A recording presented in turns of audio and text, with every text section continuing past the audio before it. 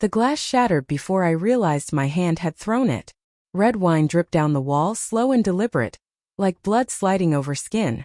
I just stood there, chest heaving, staring at the half-empty glass bottle on the counter, her favorite Cabernet, the one she opened every Friday when she knew I'd be home late.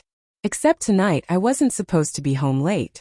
I was supposed to be at the office working overtime on a project for the man who, at this very moment, was in my house.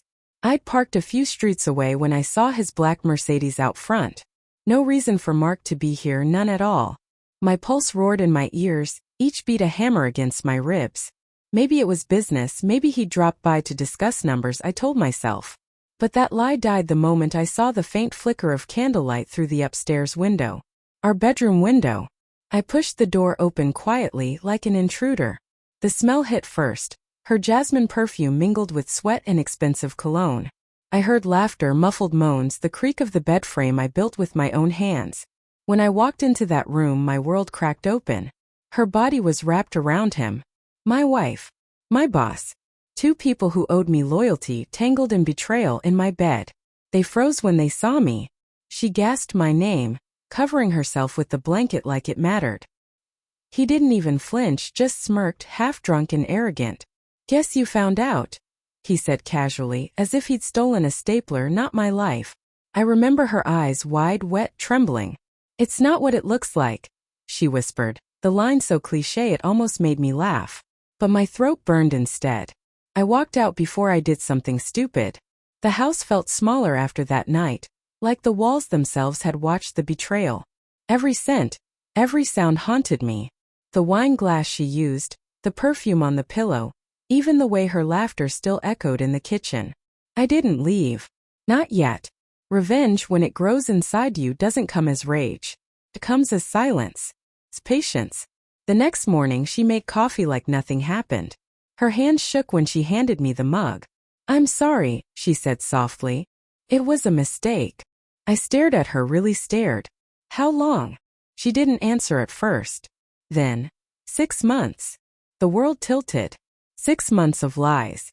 6 months of her coming home late, saying she was at yoga, of Mark giving me that smug little nod in meetings. I told her I forgave her. I even touched her hand. I let her cry. I kissed her forehead. But something inside me had already died. Over the next few weeks I planned it methodically, carefully, with the same precision I used in my job. Mark was still my superior. He'd made sure of that. The company was his empire and I was one of his builders. I knew his schedule, his habits, his arrogance. He loved risk. He also loved control. So I offered him both. I told him I wanted to partner with him on a secret project. A private deal that could double his investment portfolio. He didn't hesitate. "You've got potential, David," he said, his hand heavy on my shoulder. "Let's make it happen." He had no idea the numbers I sent him were poisoned, layered with falsified data that would collapse under any audit. It was elegant, untraceable. When the company fell, it would look like his signature did it all. And as for her, she stayed, pretending we were rebuilding. She made dinners. We talked. Sometimes she reached for me in bed and I let her. Every touch was a performance. Every kiss a countdown. The night it happened, rain hammered the roof. I sat in the living room, laptop open, waiting. When the news alert hit my screen, my pulse didn't even quicken. Corporate scandal. CEO under investigation for financial fraud. Mark's face flashed on the TV, stunned, pale, destroyed.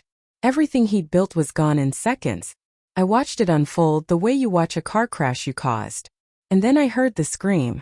My wife burst into the room, phone in hand. "What did you do?" she shouted, tears streaking her face. "What do you mean?" "You set him up.